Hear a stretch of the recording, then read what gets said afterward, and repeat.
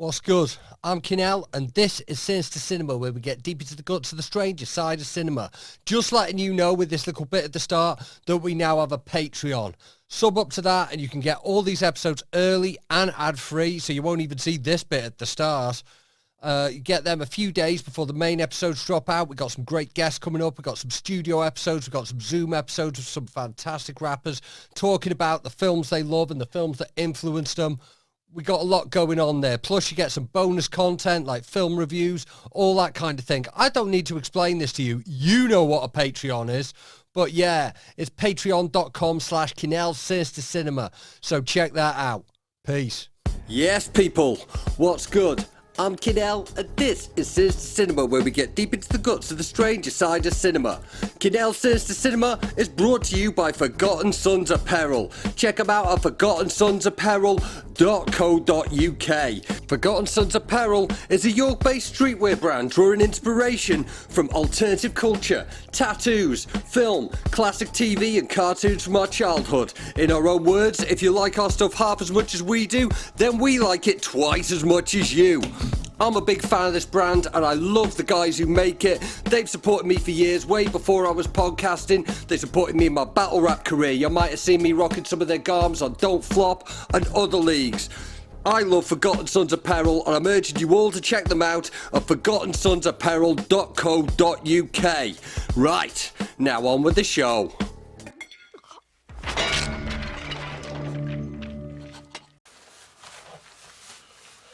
Hey yo, what's good? Once again, it is the KSC Kinell Sinister Cinema. Thanks for liking and subscribing, unless you're not watching on YouTube, in which case thanks for whatever happens on the platform that you're listening to it on. Safe, we're back. And we got a returning guest here. Hello. The OG guest, it's Rory.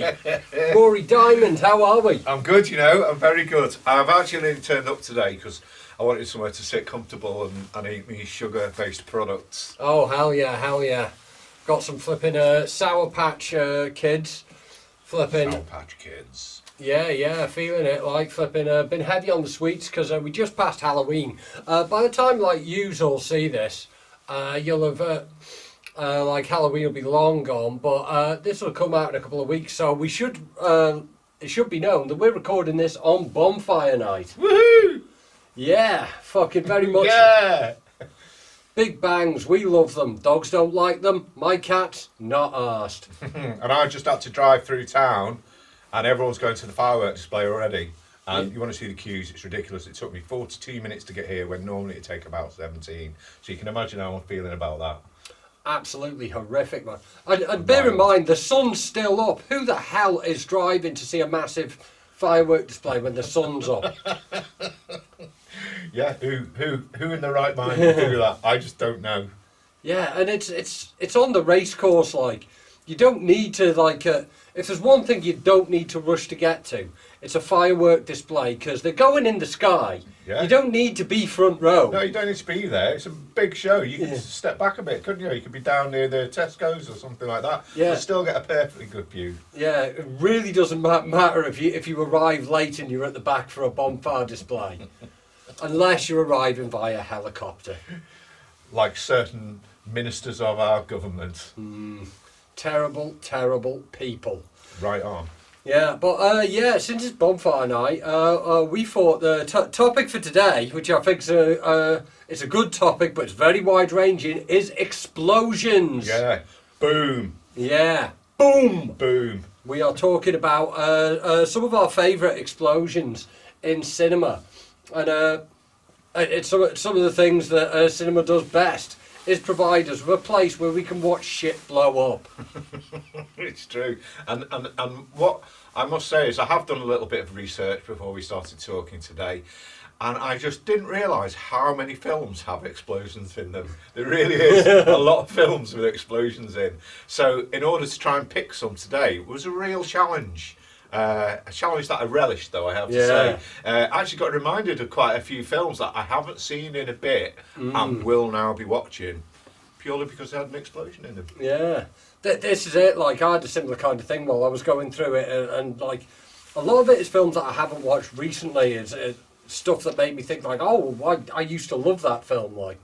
I mean, like, explosions are in, like, all types of films, but are primarily associated with the action genre. Yes.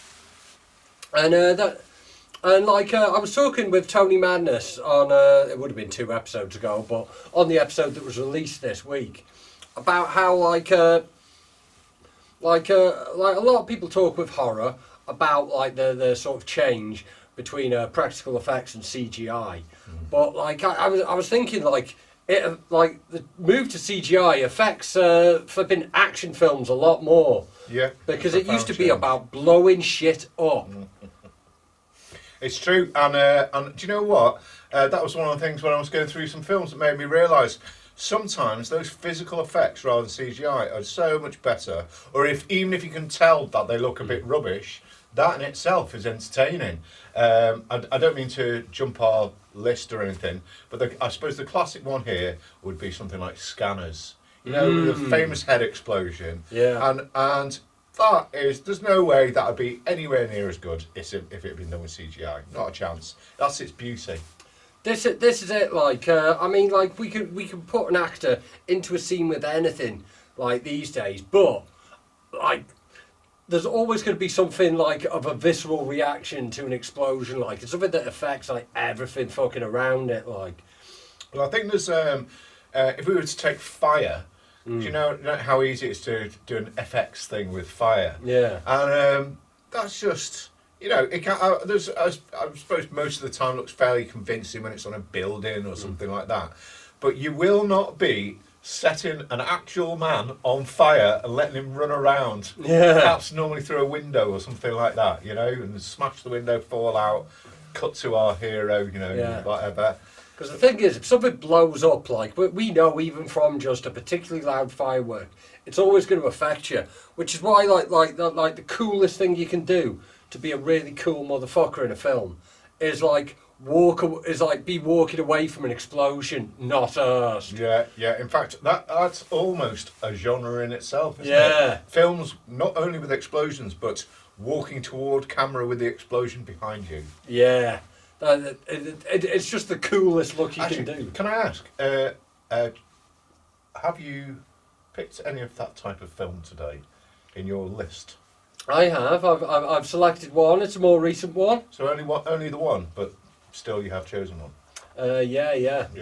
See, because I was torn about that. I was thinking, I want to say the one that I want to pick, but I don't want to say it just in case it's one of the ones that you've picked, because I genuinely don't know what my man here has picked, and I don't want to, rain on your parade, rain on your explosion. Well, I don't know. I don't think it needs to be like a strict top 5 like the original format. All right, Con Air. I was going to pick Con Air. Excellent choice. That's not what I picked, and it's fucking brilliant. Yeah, that is probably one of the finest of the walking away from an explosion in slow motion subgenre. Absolutely, and also post-ironic as well, because they're absolutely aware of what it is they're doing, and it's Nicolas Cage, so the greatest actor in the world by a country mile. And there he is, a white singlet, and. Is he? Yeah, I think he is, isn't he? He's got a white shirt. He's got a white t-shirt on. Or maybe I'm thinking of some other explosion with someone walking towards the camera with the explosion in the background. Oh, this is it. It's like the vest, the tank top. That's classic action movie wear, innit? It like. Yeah, like Bruce Willis is in Pulp Die Fiction. Hard. Yeah. Both of them, like the changing blood spatter pattern, scene to scene, which I'm convinced is done deliberately. There's no way they've gone, right, we're trying to match that. Yeah, flipping. I'd say it was done deliberately in Pulp Fiction, certainly. Yeah. Like Tarantino's films are full of those kind of details. Like every clock on the wall in the background of Pulp Fiction is set to 4:20. No. 4:20. No, I didn't. I never knew that. Yeah, man. There's so many fucking details in Tarantino films that you don't really find out about till afterwards. I mean, Pulp Fiction, that film's been with us for nearly 30 years now, and I still hear occasional things about it, like. But let's dip back to Con Air, man. Yeah, Con Air? Yeah. Yeah. Well, I didn't pick it, so you want to talk about it. Oh, there's so much to say about the film, though. Where do you begin? Steve Buscemi does a decent turn. John Malkovich playing John Malkovich. Yeah. You've even got Danny Trejo in there. You've got to have Danny Trejo in there, like. You have, haven't you? And he has to die, like. He always has to die, Danny Trejo, because he insists, like, fucking, I know what I look like. I know I look like the bad guy, but I want to set a good example for the kids. So if I play a bad guy in your movie, I've got to die. He did deserve to die, though, because I think he was a well-bad rapist, wasn't he? Yeah. And they deserve to die, the well-bad ones. Yeah, yeah. And we got Steve Buscemi as the child molester, innit? Yeah. What was his name in it? Because that's the thing about Con Air. They have loads of cool names, like... I can remember Cyrus the Virus, yeah. I can't remember the others. I bet there's one called Mac. There's always one called Mac, isn't there? Yeah. I think, Steve Buscemi might have been the Marietta Mangler. Yeah. He had that iconic line about, I drove through 3 states wearing a girl's head as a hat. Yeah, that's right. Let's have a look. Let's see some of these names and what we've got. Who else was in there as well? I'm trying to think of... John Cusack, of course. Yeah. Okay, so Nicolas Cage is Cameron Poe. John Cusack is Agent Vince Larkin. Sensible name for a sensible agent. John Malkovich, Cyrus the Virus, of course. Cole Meany. The old stalwart. I love Cole Meany. He must be knocking on now, though, mustn't he? Yeah. I mean, like, when was flipping like it was 90s Con Air, was it? Was it mid-90s and all? It was. And I'm staring right. Oh, 97. Yeah. So 25 years old. This very year. Yeah, flipping like it's Baby Odell, William Bedlam Bedford, sadly can't dance. Ving Rhames was Nathan Diamond Dog. Yeah. Yo dog. Dave Chappelle, who I've forgotten was in. Yeah. Of course he is. Pinball Parker. Should we watch Con Air later, man? Yeah, good to Fucking hell, I forgot how good this is. Like, and it's a Michael Bay film, isn't it? Like. Oh yeah, and Danny Trejo's character is called Johnny 23. Yeah. Amazing. They should an Oscar for best script for best screenplay for whoever came up with those names. Oh yeah. Regardless of the quality of the film. Yeah, this is it. Like, I think 80s and 90s was kind of like the sort. 80s and 90s is where action movies fucking banged. Because obviously things moved over to CGI and it gets over to health and safety reasons. And now there are people that are like really, really good at that kind of job. So now when you want to use an actual gun in a film, Alec Baldwin kills someone. It's true, isn't it? Yeah, man. And all films are just so nice now, aren't they? Everything's just so nice. Everyone's thinking about each other's feelings. I want more death, murder. Yeah. But mostly I want more explosions. Yeah. See what I did there? I brought it round. I like it, man. I like it. Yeah, man. What's it called? Do you want to do a film? Yeah. Yeah, why not? Why not? Okay, so I was aiming for 5, but of course you can't just pick 5. Yeah. So I've got 7. But I will only pick 5. So I'm going to pick one of them just to start. And I'm going to mention it because I watched it again for the first time the other night because what did I just say then? No, watched it the first time in ages. Yeah. The other night because my girlfriend hadn't ever seen it and she seems to be getting into a bit of a John Carpenter phase. Yeah, she specified that we watched The Fog. Oh yeah. And I said, well, really, the film you should be watching if we're talking John Carpenter, for me, is The Thing. I think that's his greatest work. I know, I suppose that's another debate for another day, but The Thing is my choice. I'm on your side with. Yeah. But yeah, the Thing is... Yeah, the sort of finale of The Thing is like such a huge explosion. That's where the explosion is. It's at the end when they blow up the Arctic base. Yeah, I know. Like that's quite an iconic explosion because it's the aftermath of it. Not only is it the great thing, it's like 2 guys left, and one of them might be the alien. Yeah, and even if one of them isn't the alien, they're probably going to freeze to death because their only shelter in the Arctic Circle is fucking gone. Yeah, but of course, if one is the alien, he's just been frozen in ice for over 100,000 years. was when he crashed in his UFO. So he'll be quite happy to freeze again. And I would imagine the next thing that would happen is the Americans would come over to see what's happened to their base, why they're not getting any comms, and who are they going to find? The alien. Frozen, maybe not frozen, who knows, but maybe they were just two regular guys in the end, and it was -40 out there, and they're sitting there, and I think Kurt Russell has a great line there, and he says, perhaps we should just sit a while. Yeah. You know, it's very sort of Captain Scott of the Antarctic, isn't it? It's that same sort of thing, you know, let's just sit a while. Yeah, no, you know, getting emotional at this point, it is what it is. Yeah, and he said, you know, but anyway, so, explosion films, The Thing, I rank that film as not only his best work, John Carpenter's best work, but also, I would probably put that in my top 5 best films ever. It is my number 1 best film ever. Really? Yeah, it kind of alternates back and forth with Evil Dead 2, but at the minute it's like the Thing's the one that I'm watching. Like, yeah, like I'll watch The Thing a couple of times a year. I always buy like whenever there's a new format, I just buy that format. I got the 4K thing now. Like, yeah, and I've watched it maybe, oh God knows how many times I've watched it, but let's say 5 notable times. Each in a different stage in my life, and every time I watch it I find something new in there.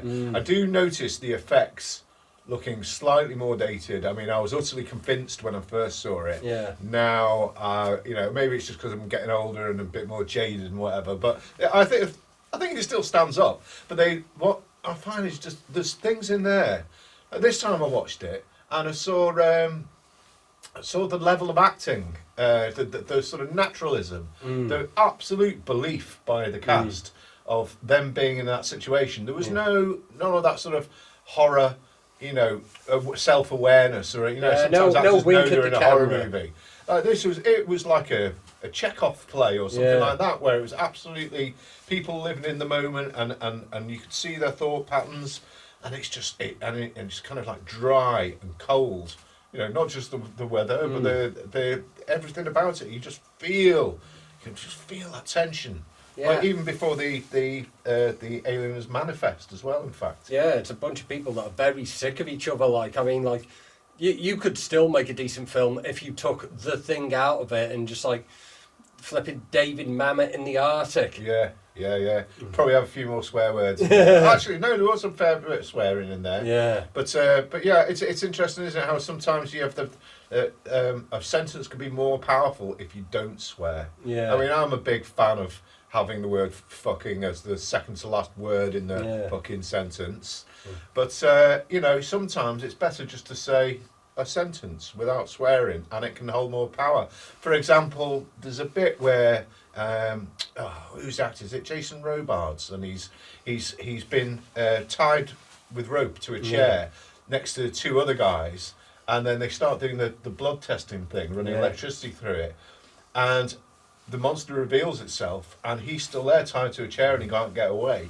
And then and then once everything's died down and they've sorted the monster out and whatever, he almost like calmly says, without swearing, to get, when you guys have any free time, could you let me out of this chair? Yeah. You know, untie me and get me out of this chair. And but he didn't need any swearing in that sentence. It was just the absolute passion and determination and conviction in what he said.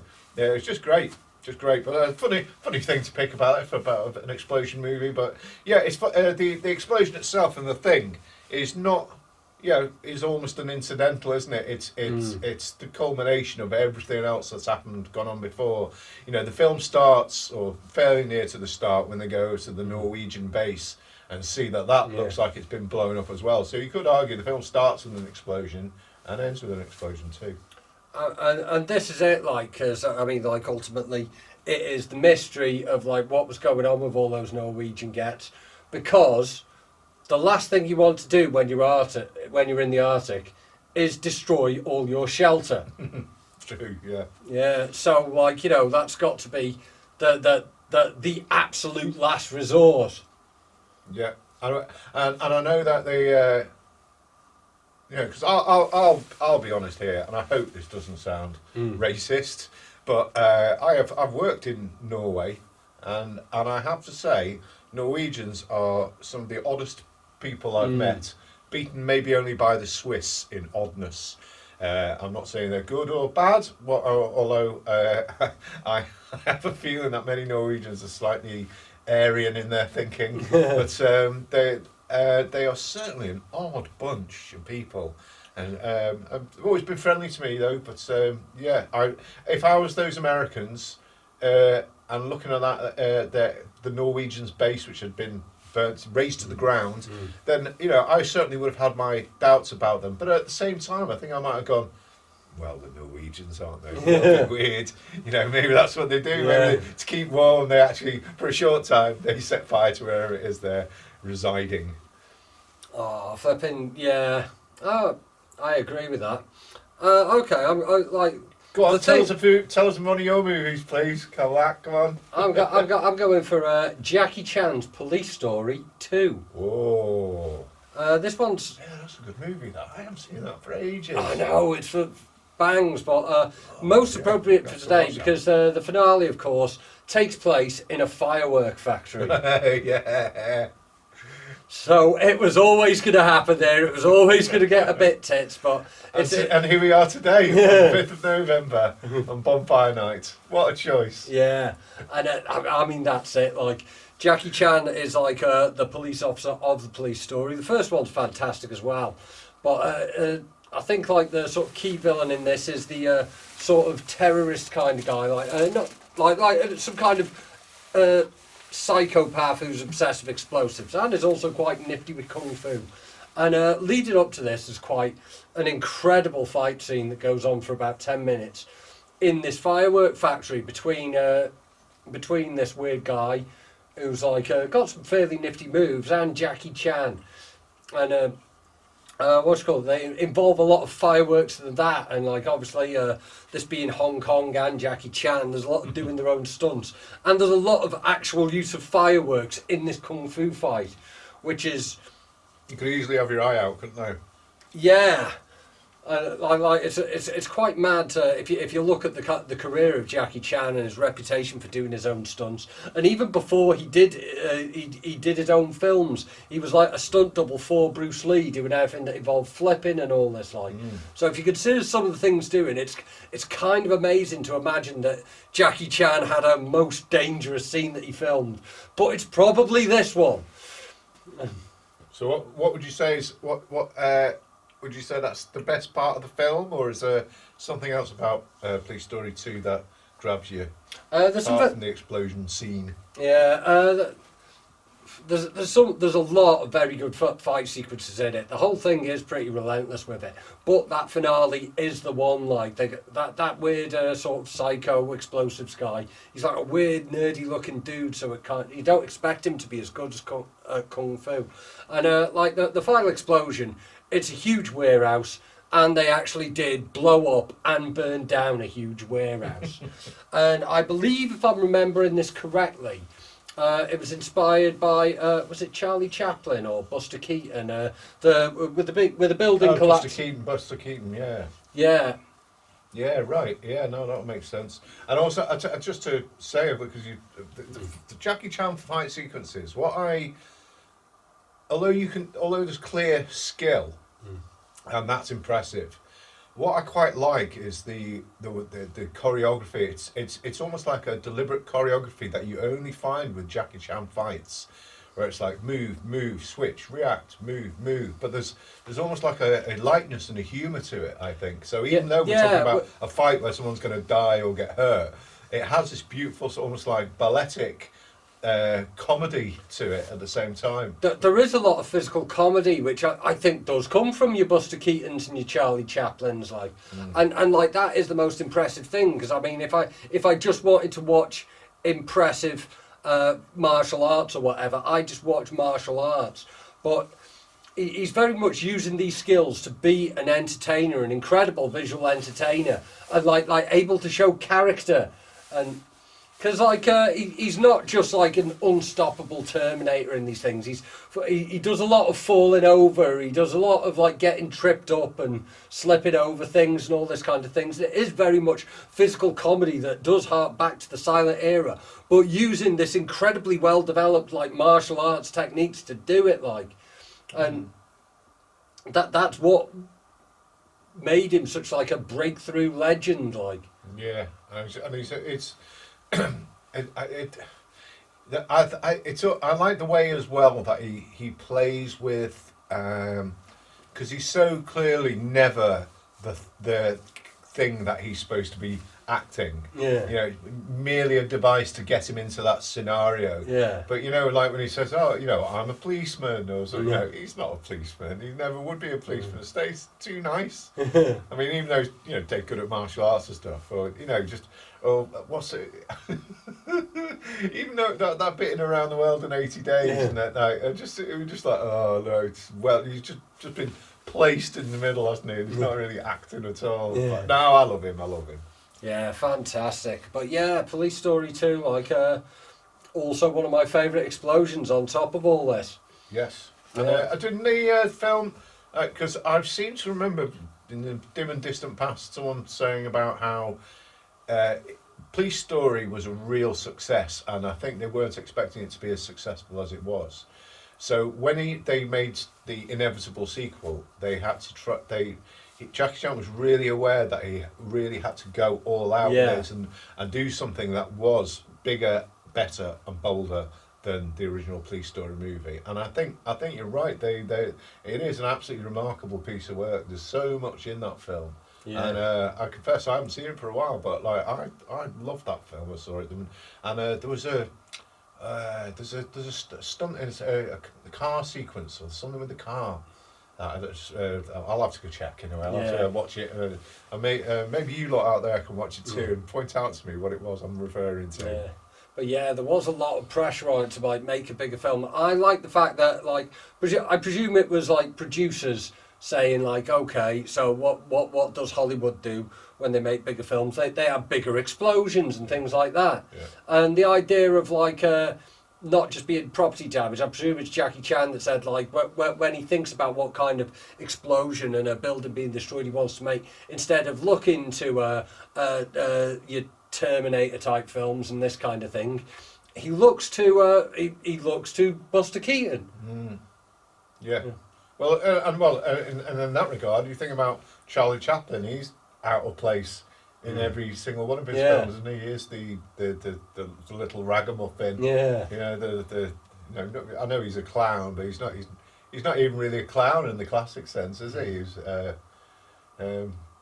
just this funny, almost uncastable individual that is unique, but doesn't really fit with any. I mean, can you see Charlie Chaplin doing any other job?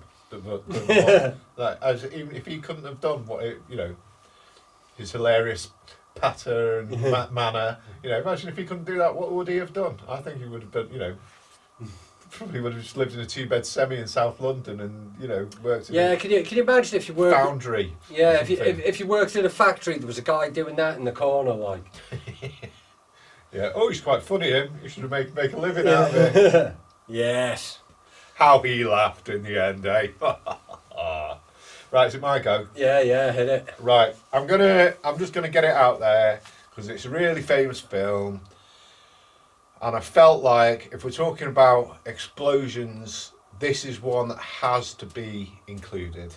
And again, it's less about the explosion but more about the whole film, because and when I say it the reason why I want to mention it is I would like to open up a little bit of debate about the director of this film, but we'll come to that. So anyway, the next film I'm picking is Jaws. Yes. And of course the explosion being the blowing shark up the shark at the end. Yeah, and it says, "Smile, you son of a boom." So that's why I picked. That's why I'm picking that. So what was it? But I must have been about 8 years old when I first saw that film. Yeah.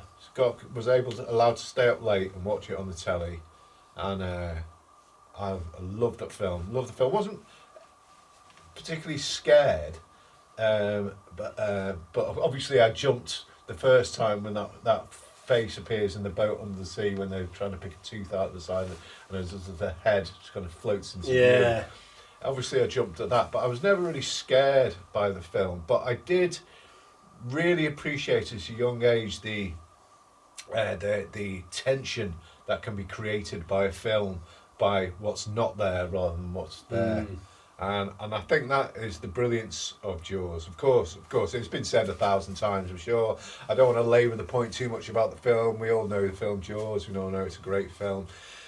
But here's what I want to ask or put out there is every single Spielberg movie seems to have a failure, a weakness, something which lets it down every single time. He is brilliant, he is the best in many ways, but in every single film there's something that always just ruins it, and it's either like a bit of Spielberg schmaltz, or it's just a change, something that happens towards the end of the film which you don't really want or expect to have happened, but I don't think the film is any better for it.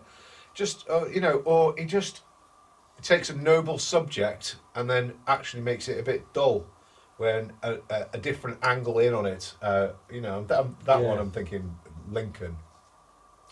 But I think things like AI, again, it's just dull. Yeah. Just dull. A great idea. I know he made it because Kubrick died, didn't he? But and in many ways, the only film I feel that doesn't have a weird bit that lets it down is Duel, his first film. I think that film is pretty much perfection. Although my favourites of Spielberg's are Jaws and probably Close Encounters. But again, both of them are let down by, Jaws, the problem is when you do see the shark, it's not scary at all, is it? It's not. You see a rather rubbish looking mechanical thing that's actually slightly laughable, and you have to suspend your disbelief. And I actually wonder whether the film would have been made better if you'd almost not seen the shark at all. And that goes back to what you were saying before. It's just, maybe you don't need to see stuff. Just the presumption of something is better. And that was Spielberg's mistake, perhaps, on that. What do you think about Spielberg as a director? I'm not really a fan post Jurassic Park.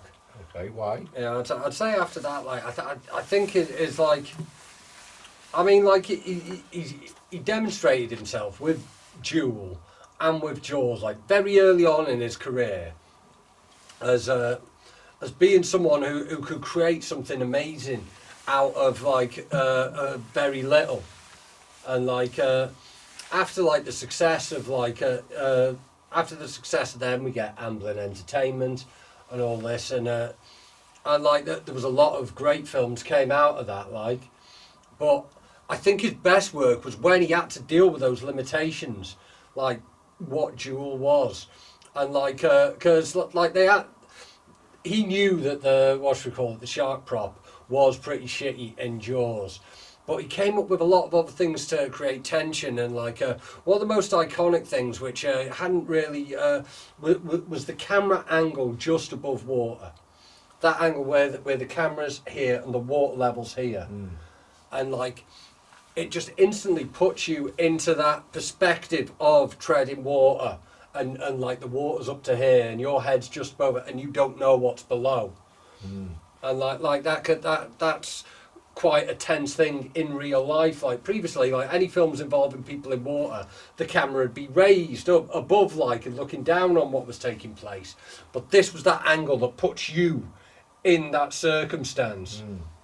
The thing for me, I'm not disputing that directorially he has innovated constantly, and even a film like West Side Story, there are shots in that are just remarkable, some of the most beautifully shot film I've ever seen.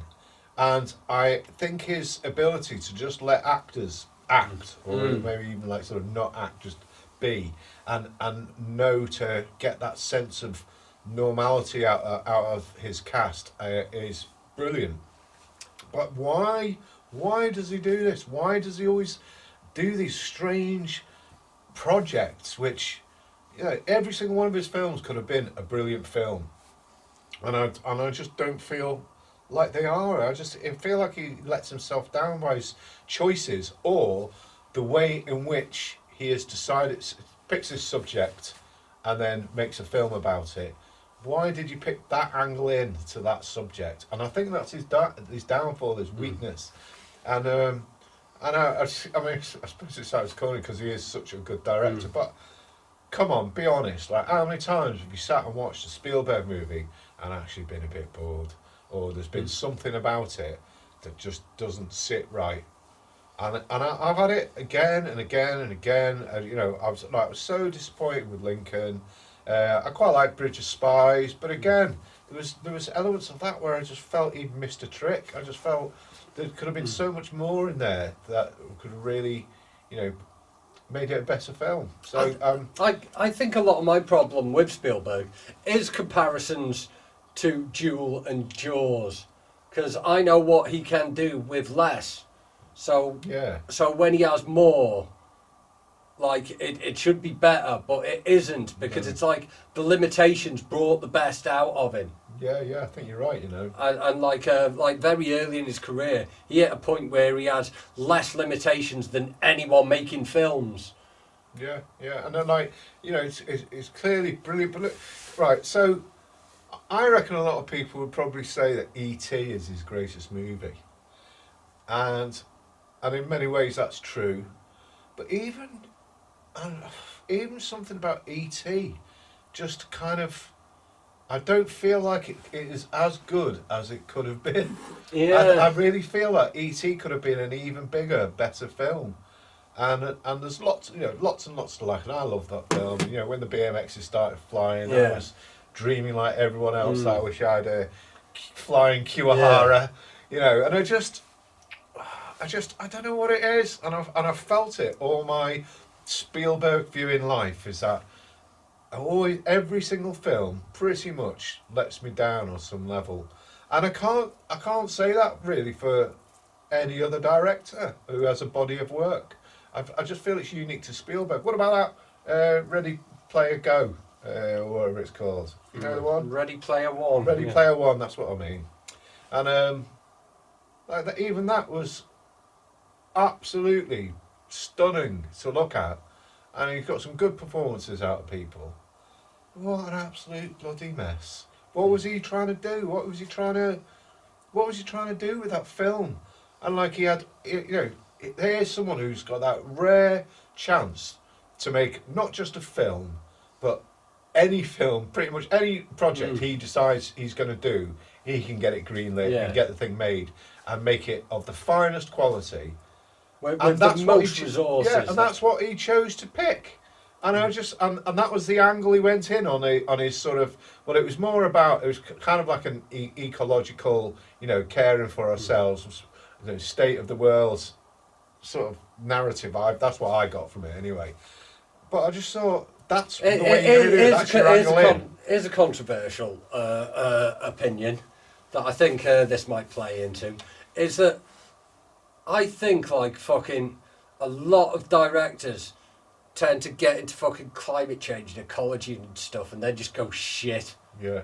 Like fucking like the legendary James Cameron, like fucking post Avatar, and like now he's like, oh, I'm making Avatar 2, but I need to like save the fucking Great Barrier Reef to do it, and all this kind of thing. Yeah. Well, there's another thing here, and I did say a little earlier, but everyone starts to be just so nice and like friendly, aware in films, and I don't want that. I want bastardy. I want mindlessness. I want violence. I want extremity. Yeah. I don't particularly want to see sensitivity. I don't. I want to see extremes and desensitivity. You know, I just think irrational. The extremes of the human condition. Yeah. And you don't get that unfortunately, with tolerance, with with awareness of the issues, maybe if you can make us aware of an issue and make us all learn by making a parable, with the subtext of what we actually mean is.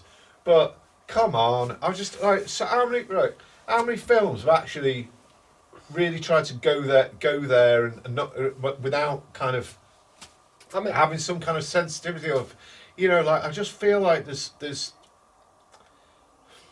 could be more. If only we could be more brave in film again, like it used to be, say, in 70s film, certainly in 80s, in certain genres anyway. Yeah. And the 90s, no, I think by the 90s, that's when the rot starts set in. There were, don't get rid of some amazing films from the 90s. Other ones, one of the ones I'm about to pick, in fact, is from the 90s. But that's, I just raw and filtered, absolutely honest film is a rare beast these days. I feel like too much is made by committee to make sure that it's hitting certain demographics. That there's not enough of the auteur thing. Like, I mean, like to take it like the one where I thought this is it, like fucking like major budget Hollywood cinema is never going to be good again.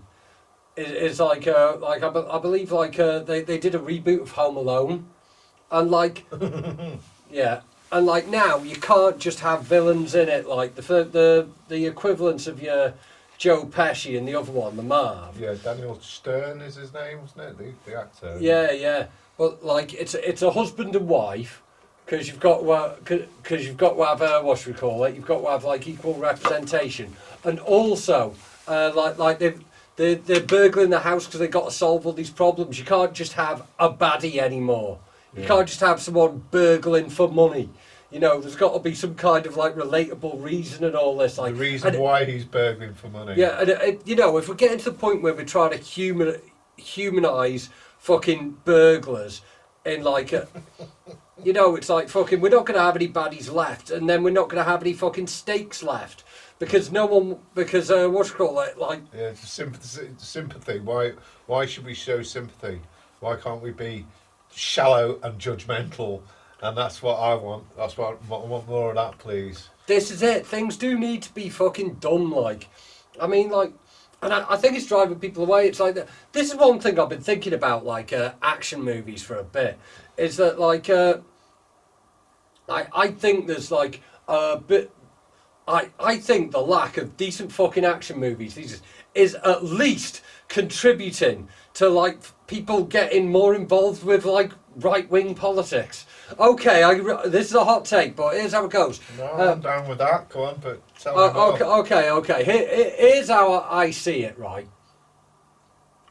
I mean, the TLDR is no one was listening to fucking Jordan Peterson when we were getting 2 Van Damme films a year.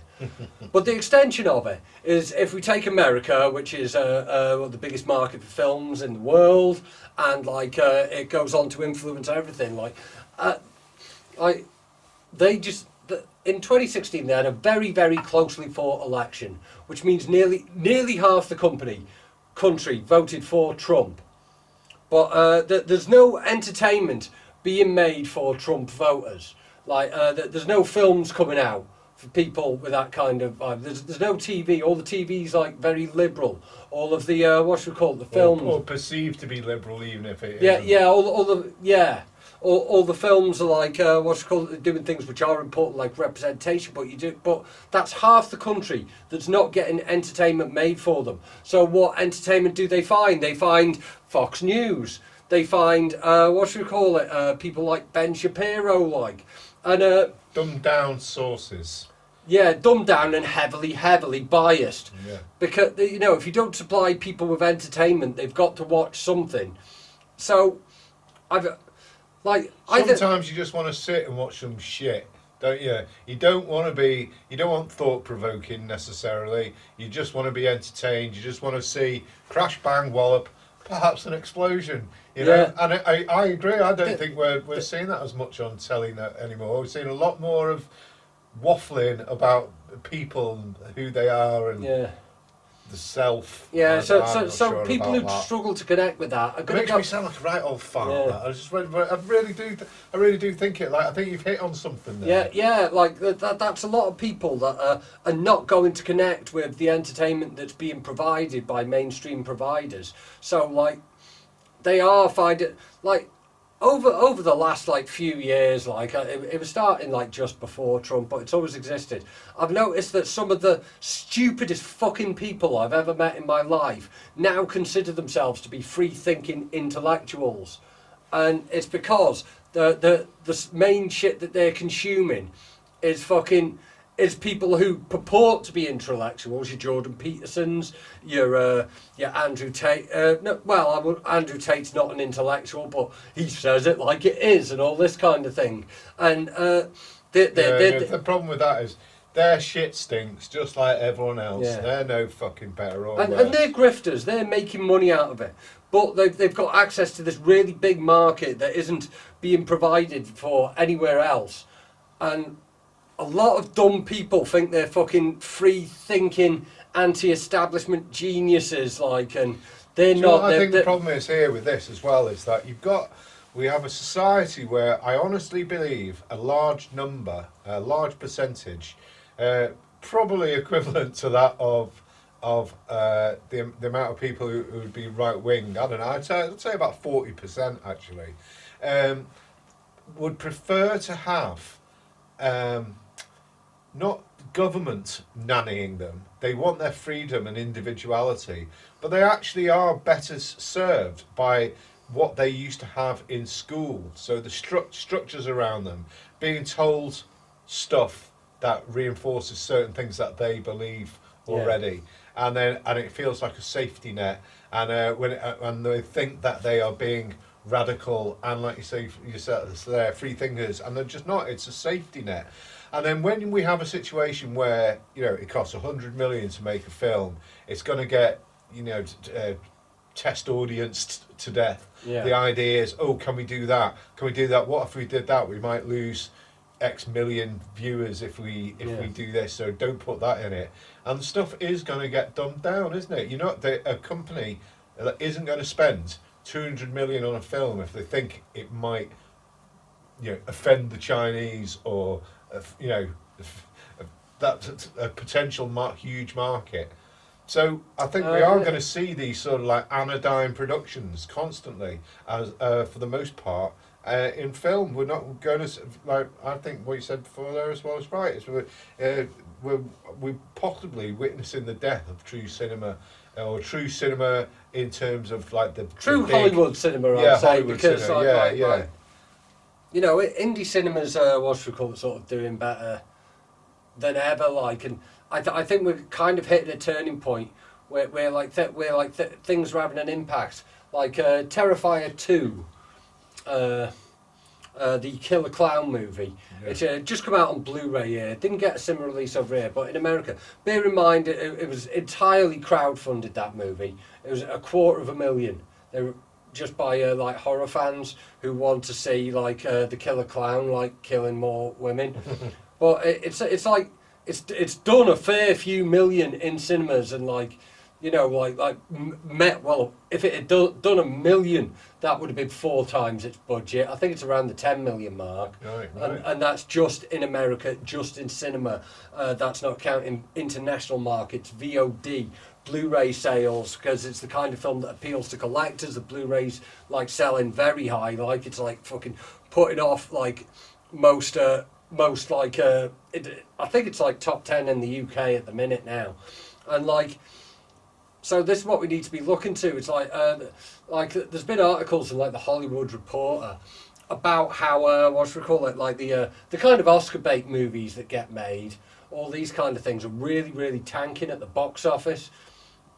And well, it's funny you say that, because like you've made me think about a film I saw fairly recently, and I thought, and I do not actually know if it got a cinematic release, and if it was certainly not near me, and if it did, I didn't hear anything about it. But when I saw this film, it's a film called Possessor. Yes. And it's Brandon Cronenberg. And there's his son, David Cronenberg's son. And it's got Andrew Riseborough in it. And I thought that film is the future of horror. Yeah. Because horror's, it's such a difficult area, because you can have that sort of like gore fest, you can have the sort of humorous, almost like Evil Dead 2-esque type of side to it. But if you're talking about the films that have an element of reality or decent acting for a start and things like that, they're few and far between, and it's quite hard these days, I think, to get it right. And I thought that film got so many things right, and it should have been a much larger scale success, I would have said. But you don't know what happened, do you? You don't know. I mean, did it get a release? I never saw it in cinemas. This is it. I first saw it on streaming, and it did go to. I think it had like very limited release. The View in Cheshire Oaks didn't get it. Right. Flipping. I'm hoping we get this new cinema and the Market. Oh right. Because I know that there was plans to put a Picture House cinema in there. The Picture House cinemas are very, very good. But I believe they're at least partially owned by the Cineworld chain, which is currently in administration. Sure, yeah. So whether the level I don't know what percentage of their ownership, but hopefully we're going to get a Picture House, and then maybe we'll get stuff like that. But like Possessor, it was my movie of the year. The year it came out. 2020, I think it was, wasn't it? Yeah. It was my movie of the year, and that's a point. There wasn't many cinemas open at the time. Yeah.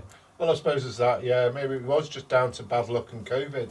Yeah, but at the same time, I know what you mean. There wasn't any kind of mainstream push with it, because during 2020, that was when we started having the home box office releases. Yeah. When you could rent what would be the big film. I think the first one was The Invisible Man or whatever. Yeah. But it was only major studios that had the kind of sort of buying power with Amazon to have that, to be able to install a whole new system. Yeah, have the product and the clout to make an effect in that sense. Yeah. Yeah. If we could have more films like Possessor, please. Yeah. Perhaps Possessor with an explosion. I don't know. I just think we would be better served with films with that have that extremity and psychological tension, but really so well done. So, and a lot of it's directorial choices as well, in terms of the way it looks and the way the camera's placed. We need more Possessors, please, and less Spielberg movies. Less Disney-owned movies. I mean, this is the thing. The reason a lot of things can't get in the cinema is because they're showing fucking Spider-Man in 12 different screens for 3 months. Did you see the last Spider-Man? Sucked. The multiverse one. Yeah. Yeah. What a bloody mess that was. And why do we have to? Why do we keep on? We get new Spider-Men, and then every single one seems to want to do the origin story. I've seen it too many times. And they'll even move on the origin story into maybe the second or third instalment as well. And it's just right. If we're going to do Spider-Man, can we not just have? We all know who Spider-Man is and where he came from. Yeah. Why can't we have a Spider-Man movie that just launches straight into something? And I'm going to tie it in with the Doctor Strange stuff. I mean, what a mess! What an absolute bloody mess! See, I say that off the back of Benedict Cumberbatch being a brilliant actor as well. I'm not sure about that Tom. What's his name though? I don't dislike him, but I just. This is it. This is what Hollywood thinks that flipping action entertainment is supposed to be. It's supposed to be this family thing. No, we want explosions, and we want blow shit up for real. But because it's so CGI based and all and fucking that film's just a mess. But before that, did you see the Into the Spider-Verse thing, the animated thing? Yeah. That was really good. Yeah, and more conceptual in a way, but in a way that cartoons normally, or should I say, animations are cartoons. Yeah, just more to it, It's story and in a way, I think pissed on every single Spider-Man up until, and I know every single Spider-Man movie. They just sorry, and like if you look at this at the last like quote unquote live action one, flipping like now they film like the whole film in front of green screens. Literally the whole film is computer generated with a dude standing there. Why have the dude standing there? Why not go completely conceptual? If it's just going to be like computer generated shit, why not go all that way and like do that fucking Into the Spider-Verse thing? I'd rather have that. I'd rather have like something like that. And you know, if you're going to do it live action, then make the action live. Mm-hmm. Let's have an explosion. Yeah. Here. It's your turn on movie picking, I believe. Yeah, we kind of like, what should we call it, slid off track with the actual picking movies, but I kind of like it like this. Yeah. Yeah, that's all right. That's all right, because I think we've said some fairly valid things there. Yeah, it's a good episode, like, but this one I think did involve some computer generated shit, but it's the how iconic the imagery is for me, and it is the bit at the start of Terminator 2, the dream sequence where Linda Hamilton playing Sarah Connor is like by that fence, watching the kids play. There's nothing she can do. She watches Armageddon begin. Yeah, and it shows it shows the wave of the explosion sweeping across, killing everything in its path, and it's just that skeleton hanging onto the fence. Like, that's, I mean, they didn't actually like set her on fire, and that would have been like a very early effective use of a CGI explosion, and it created an iconic image. Like, and I think also as well with that is because we're talking about explosions. The part when the T-1000s and in the ditch in that whole chase sequence, and he walks out from the fire. Yeah. The birth from fire, and that is just a remarkable bit of film. I remember Terminator 2. I took a girl on a date to see Terminator 2, and she was quite straight-laced. It transpired, and wasn't into anything Arnold Schwarzenegger at all. I mean, she was ready to walk out after about 3 minutes, whereas I had a revelation watching Terminator 2 in the cinema, and basically that was the end of our relationship. One film, and I came out of that film without a girlfriend, but with a reinstilled faith in cinema, and the fact that we witnessed something truly great, truly brand new. It was, and it wasn't just because of the CGI. There was a certain sort of edge about that film. I love Terminator as a film, and Terminator 2 was almost not even like a sequel to Terminator. It's a hard one to. It's like, I mean, it is obviously, but it was just so much to it that was different and new, and the ideas and kind of like diametrically opposed, really, and all, like, at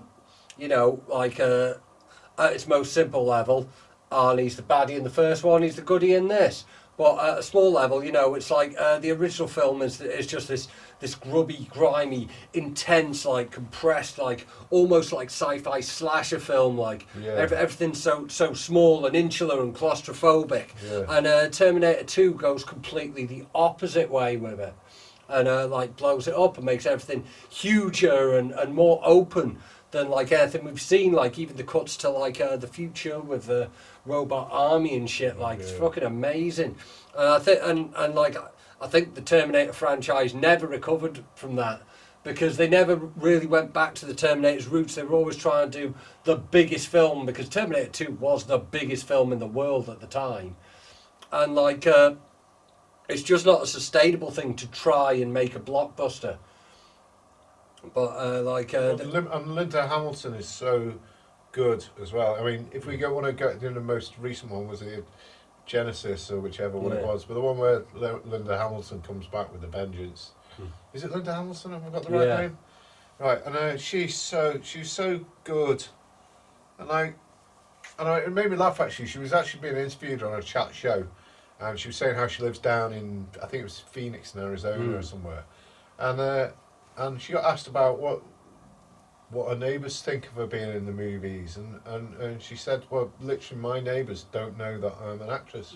I speak to them every day, and they don't know that I'm in movies, let alone the Terminator movies. And I find that fascinating because she does have a level of normalness, that really adds to the Terminator sort of franchise. Well, not really the franchise, just when she's in a Terminator movie, which is for me is only really 3 times. And I mean, it's definitely a choice. Like, she specifically made that choice because like if she wanted to be like a fucking superstar, she could have taken any role she wanted off the back of Terminator 2 and how successful it is.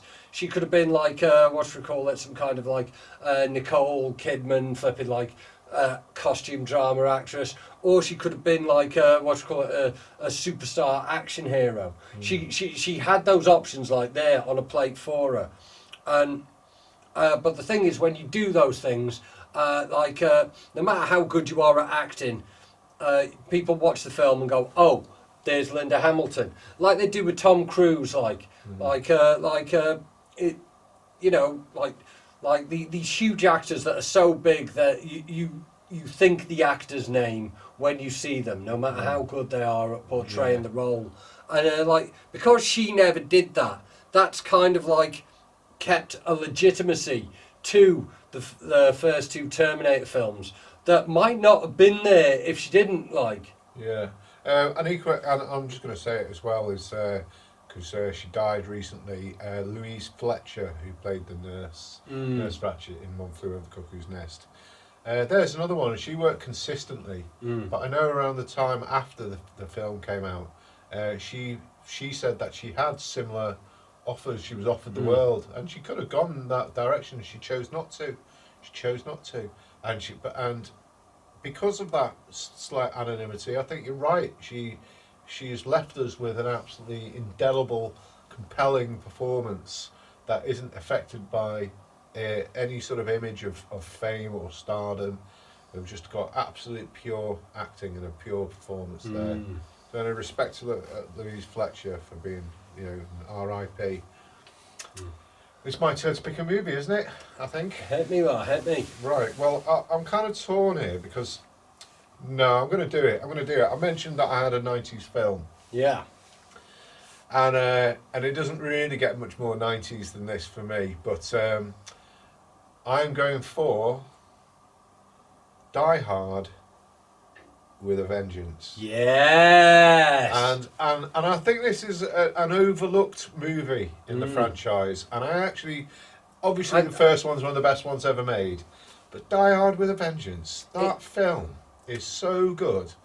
It's a compact unit, even if it wasn't, you put a different name on it, you could have got your lead character being someone else in a way. Well, it originally wasn't it? Was it? Right. Yeah. The original script was not a Die Hard film, and it was rewritten to be a Die Hard film. Ah, right, okay. Well, that makes sense.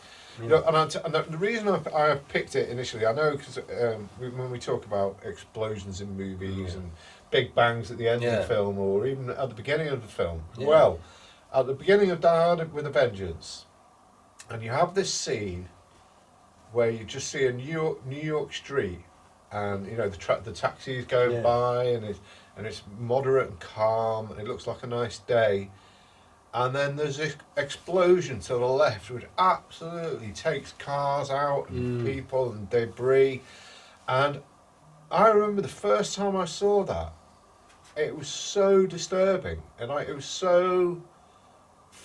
I knew it was a Die Hard movie and we were going to see some shit, but the way that explosion... It's the fact that it's street level, but the way they've done it in the film, the way they manifest the explosion, And there's because normally when you talk about film in New York, and there's very few people I feel get the ability, the feeling of being on the street in New York, Yeah. and getting the flavour of the place. And you've got you know, Martin Scorsese knows how to do it, and even his earlier films, I think, are better in that sense of capturing an essence of New York.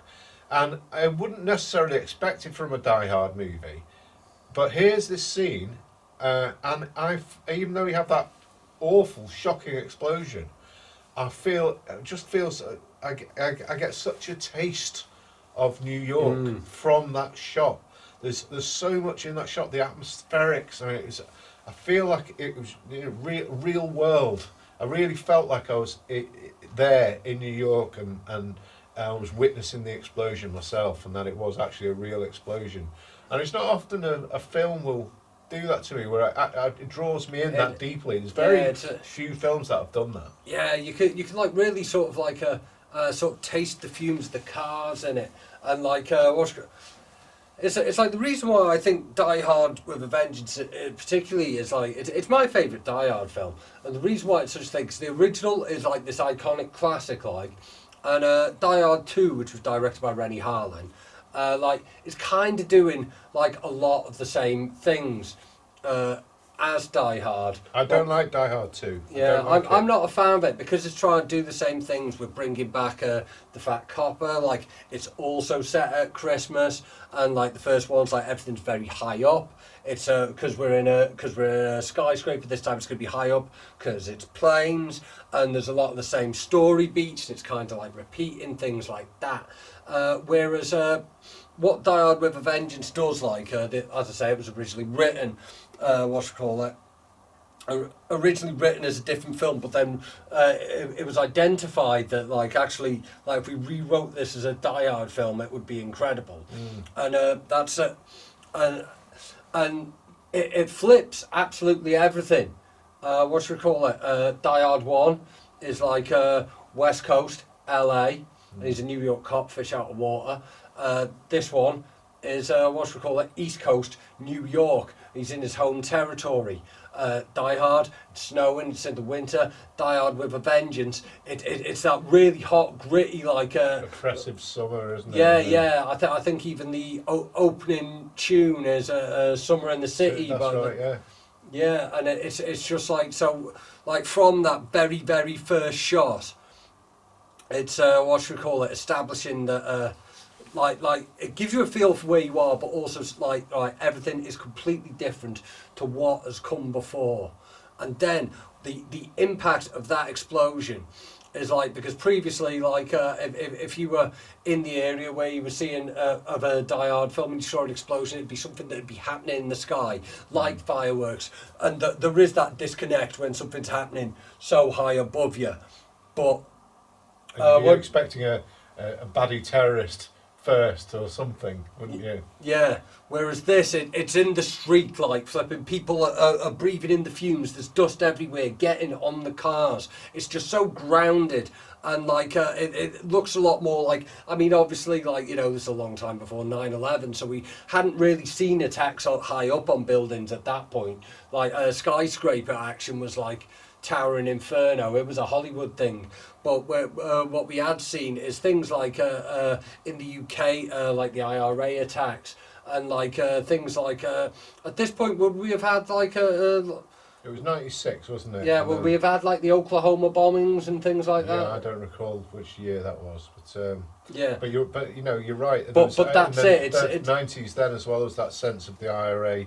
You know, their campaign was going right through that period. I mean, you could argue maybe. Well, no. Let's have a think. I remember there was the not just Manchester, the one on the shopping to the Arndale Centre there, but there was also that one down in London, wasn't there? On the city, city bombing there, and it was all around that same period. There was definitely some bombing. But, domesticity. Yeah, but like Die Hard 1 and Die Hard 2, they look like the explosions you see in movies. This looks like the explosions you see on the news. Yeah. this looks like some like footage of an IUD going off on some like war footage. This is real. This is on the street. Yeah, I agree. So yeah, that was my choice. What's yours? What's your next one? What have you got for us? What are you going to pull out the bag? Like for this, I'd like to pull out a deep cut. Just because I've noticed that it's going to be re-released soon. It's a film I used to love. I had it on VHS, and I'm very much looking forward to getting hold of a copy of it again. It's a film from 1994 called No Escape, with Ray Liotta, is it? Yeah. The sort of like it's a kind of sci-fi thing, but it's also sort of like a prison island, isn't it? Like, yeah, God, blimey, there's a film. So is it being released? Is it re-released or something? Yeah. It's going to be coming out on Blu-ray and possibly 4K, but it's coming out by Unearthed Films, which is a DVD and Blu-ray label owned by a guy called Stephen Biro or Biro. I'm not sure how it's pronounced. Please come on my fucking podcast. I'm friends with him on Facebook, so I'm sure. So come on my podcast if you watch it. But he's a very busy dude, and like normally, like they release things like a Serbian film, and the guinea pig film is normally like this extreme like torture horror. Is like very much like extreme cinema and stuff. stuff. Out a re-release of. Yeah, I mean, like I think it's like personally a passion project, like because like that label is known for like films where people cut their own dicks off and shit, like and like these really low budget ultimate micro budget indie grime things like the August Underground films, which are like these fake these VHS found footage like fake snuff films. That's kind of what they're known for. But they're re-releasing No Escape, and that's what should we call it? In fact, it must be just like nah. I want to get this one out, like. Someone has to release this film. I have a Blu-ray label. I am going to remaster it, and I am going to do it. So I'm very much looking forward to it. But it's like quite iconic with the explosions in it, because it is set in this sort of like prison community. It's kind of like almost like a Mad Maxy kind of thing, but set on this prison island, and like they actually built the sort of prison to do it. Well, you're gonna have to remind me, where was the explosion in the film? It's the end of the film. Do they blow up the prison? Yeah. The whole fucking thing, like they effectively like built this actual like to some degree working or at least looking like it's working like fucking sci-fi fucking Mad Max prison, and right at the end of it, Ray Liotta kills everyone and then they blow it the fuck up.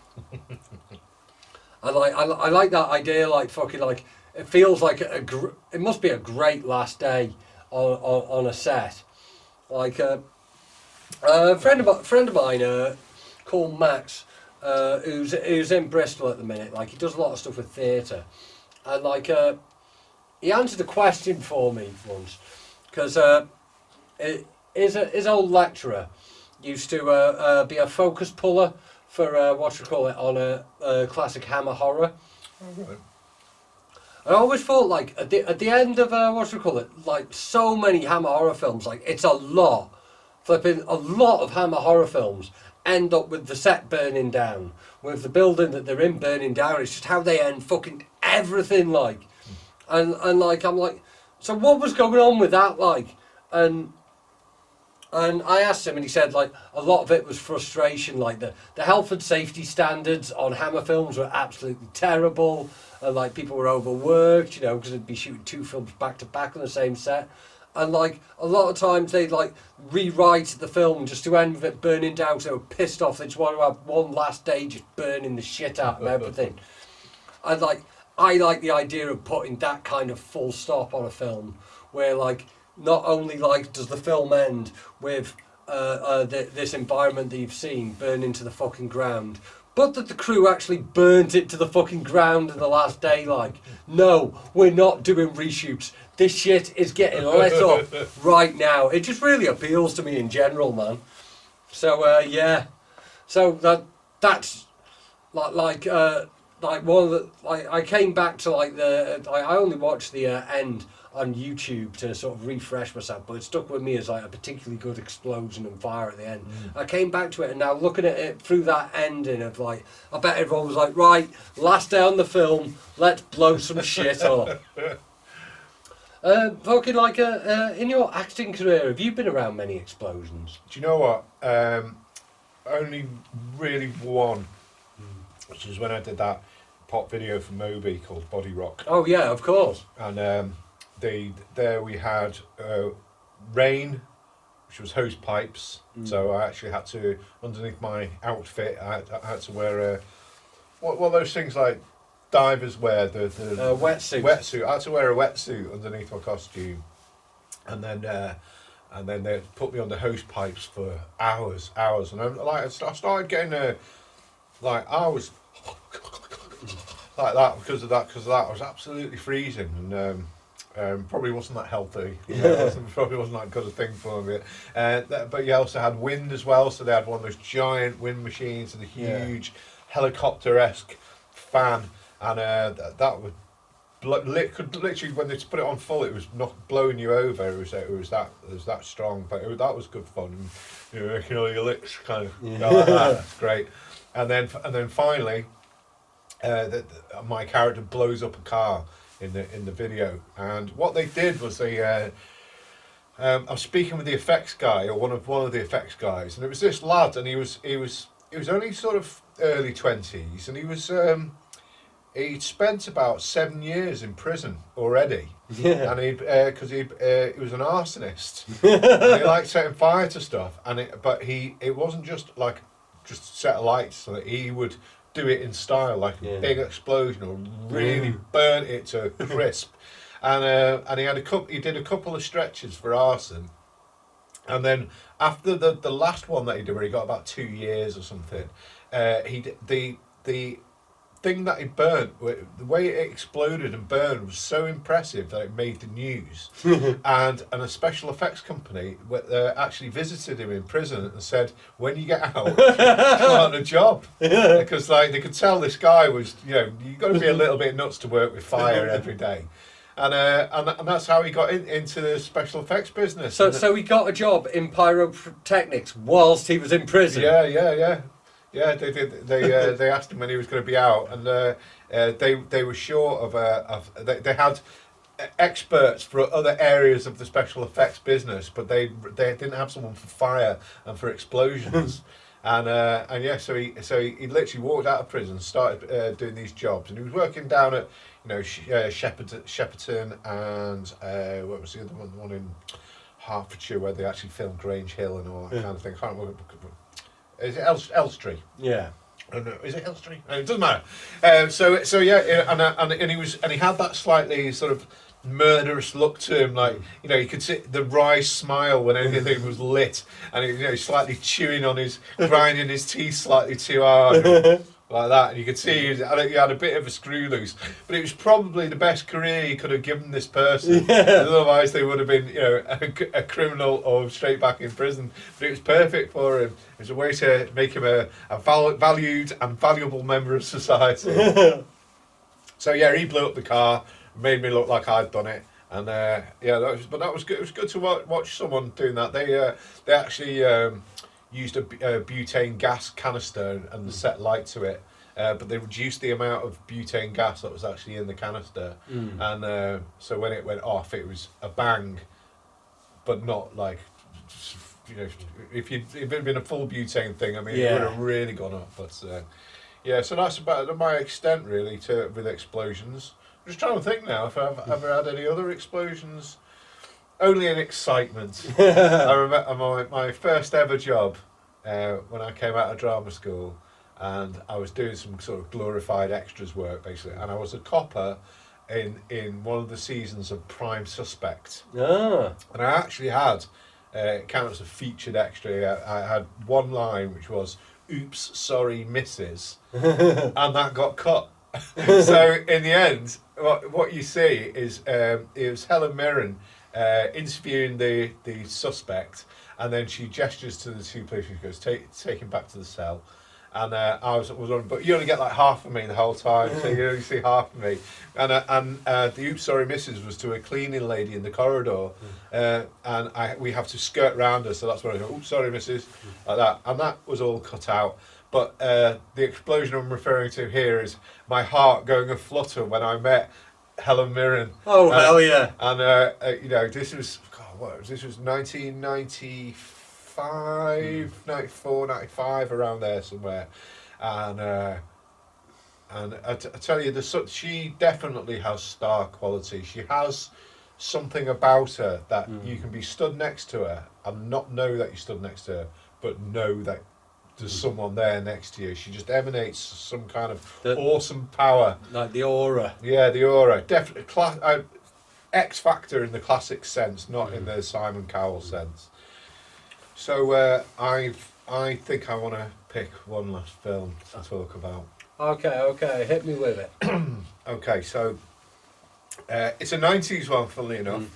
And I watched it again very recently because it had always stuck with me, and I don't really know what the film's reputation is, whether it's good or bad. You know, over time we may have these impressions of films and what, you know, their value and their contribution to the whole realm of film. But it's The Long Kiss Goodnight. Ah yes, Rennie Harlin again. This is Rennie Harlin at his best. Yeah, and a Shane Black script as well, who of course wrote Die Hard. Yeah. There's something about that film that I feel like it shouldn't work in a way, but it does. The other notable thing about that film, I feel, is it was the first film to come out featuring Samuel L. Jackson post Pulp Fiction. Yeah. And so there were a lot of eyes on him, I feel, to what it is he was going to do next. Was he still going to be, you know, the you know, the sort of villain, the evil villain, or did he have more to him? Because let's be honest, his performance in Pulp Fiction is one of the great cinematic performances in my iconic. Yeah, and so could he do it again? Could he show that it wasn't just, you know, the scary, fearsome, shouty, you know, because you could argue that actually there's quite a few actors who could do threat, who could do violence, could do anger, but I think he had to show in a way that he has a lighter side, or he has another side to him, and I really do feel that I imagine he was probably quite nervous in a way about how he might come across, because he potentially could at that point set himself up for life if he did it right. Yeah, okay. So I think Samuel L.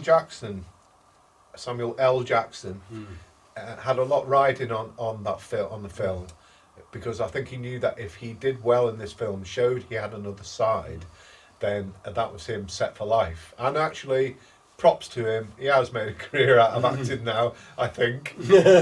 So he's and it was good to see that he did have more to him, and his character is a bit of a pussy lightweight. He's caught right in the middle of the shit, but actually he had a real warmth and humanity, something that he didn't show at all as his character in Pulp Fiction. So I think that adds an extra level to the film Long Kiss Goodnight for me. I think Gina Davis is so good in that film, and the way she kind of slips back into the memory of who it was or who she was before. Lots of small subtle moments, really really nice sort of stylized humour, but often high style humour doesn't work. It's really, really difficult to get right. Yeah. And they carry it off with aplomb in that film. There's so much to like in that film. I like everything about it, and it you know, it moves along at a good pace. Yeah. You know, there's it's venomous when it needs to be venomous, light when it needs to be light. It does seem self-aware, but without being smart about it. There's all kinds in there. You know, you can get like a good Brian Cox role in there as well as they almost like the like a character that the authority. He's the authorities, but actually he's more evil than that even. Yeah. You know, he's proper deep state, if you want to call it that, and is prepared to kill you. And it's just so anyway, that's my last explosion film that I wanted to pick, The Long Kiss Goodnight. If you haven't seen it, give it a watch. It's an absolute cracker. Yeah, I got a couple of bits like hanging round, like, but I think like you know, I was thinking of things like The Dark Knight because they're walking away from the hospital. Is like the joke. With an explosion in the background, is it that one? Yeah. That's what should we call it? A fine example in the genre of walking away from an explosion and not being arsed genre. But I think like he's dressed as a nurse as well, isn't he? But I think the one that I really want to finish on, because like I wasn't sure how this would go for conversation, because I didn't think there was going to be that much to talk about with explosions, but it is, and it turns out it's been an excellent springboard. I've had a really good conversation. We've covered a lot of things, like, and like. Yes, I've liked talking with you as well today. Yeah, because of like the sort of ways it's taken us, the way that like Hollywood and films have changed, like from when like because I believe it was Roger Corman that said like if you want to sell a film, blow up a helicopter in the trailer. Doesn't matter what else the film is, as long as there's an exploding helicopter in the trailer, you'll get it. And we've got to the point where like now everything is so CG, and it can be things that aren't explosions, and Hollywood is shying away from anything that's like dangerous and all that. So I think the final one I've got to beat is a 90s one again, and it is with Sylvester Stallone and Wesley Snipes, Demolition Man. Demolition Man, come on.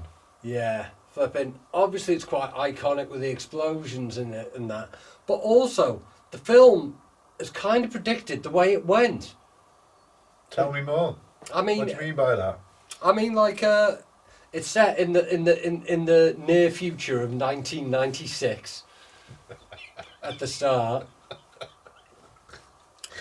where like this, what should we call it? Both Sylvester Stallone, the good guy, and Wesley Snipes, the bad guy who likes to blow shit up, flipping, get cryogenically frozen and get brought round in a future where everything is like so safe. Everything's safe, it's homogenized, like even the trailers, the songs are all basically commercials. And flipping, and it's how these people from the 90s who blow shit up, how much impact it has on that world where everything's safe and nothing's edgy, nothing's dangerous, there's no risk of explosions.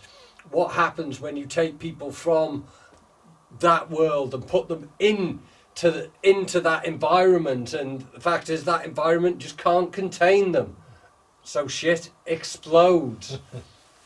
Yeah, it's kind of similar to Total Recall in that regard, I think. You know, it's that idea of the containment of society and the, you know, dumbing down and making everything calm and placid. And unfortunately, human beings aren't perfect, are they? They're always going to do dumb shit, or they're going to do something different to how other people want it to go down. Yeah, the last episode I did was an episode on the sort of cyberpunk subgenre, with the homie Stow, and like I don't think we mentioned Demolition Man in it, but we were talking about how that genre is basically about a future where like the technology and everything is perfect, but there's still an underworld, there's still something below the surface. There's still corruption, there's still crime, there's still abuse. All these things will exist in any kind of world because of the nature of what humans are. And it will always be sort of bubbling under the surface of any kind of something that from a bird's eye view looks like a utopia. There will always be that. And that's kind of what the cyberpunk subgenre touches on so often, because obviously it came from literature. Your William Gibsons and your Philip K. Dicks before it was made into films and the cyberpunk aesthetic. And Demolition Man is kind of different in that respect, because it shows like because it might be a utopia, but when this element of a more dangerous past, when life was harder and like there was less safety, is exposed to that environment. And the fact is, the only thing that can deal with it, the only thing that can deal with Wesley Snipes' this danger, because these people that have grown up in this utopia can't face it. But the only person who can is someone who's from there, who's dealt with that as his current reality. Yeah, I think you're touching on another interesting point there, which is throughout humanity and the history of humankind, we have seen that whenever human beings are given all the resources they need to live a long life, human beings don't evolve, and they stay quite static. They, for example, if it is believed, for example, that in Africa, when you saw the expansion of the Sahara, you saw rainforests retracting, and in a way, humankind's their bounty to live on was lessened, and they were made to move on to the savannah, made to, if you will, fight with creatures that they might not ever have come across before. But these were the things that helped mankind evolve. We actually fare better when we have some hardship as a race. So when we are facing starvation, when we're facing pestilence, when we're facing, even war, or just something that challenges the status quo. Because difficulty forces innovation. Yeah, exactly. And I think what we're seeing is, applying that from humankind to film kind. Yeah. We're in this safe place. We're in this safe space with film. Yeah. It's because it's been corporatized.